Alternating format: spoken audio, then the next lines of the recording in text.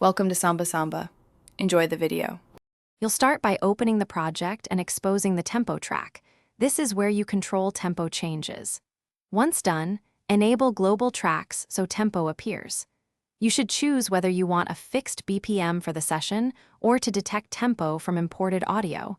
Detecting saves time, but can introduce drift. Now set an initial BPM value in the LCD or type a number directly into the tempo display. This anchors your session and prevents unexpected jumps when you add. You'll create tempo events by clicking the tempo track with the pointer tool. Each click adds a point.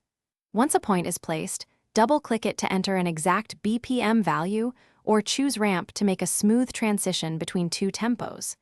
Make sure to use snap and zoom controls so your tempo events align properly with bars and beats.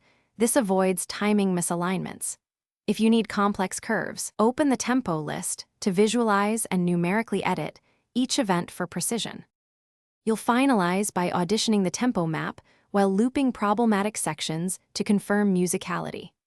Once satisfied, lock the tempo map or export a project copy. Bouncing should respect the tempo track, so check settings in File Project Settings. If you hear audio drift after tempo changes, make sure clips use flex time or rerun global tempo detection on those files. One quick troubleshooting tip. Enable Smart Tempo to analyze and conform loose audio to the session tempo. Thanks for watching. Consider subscribing if we helped you.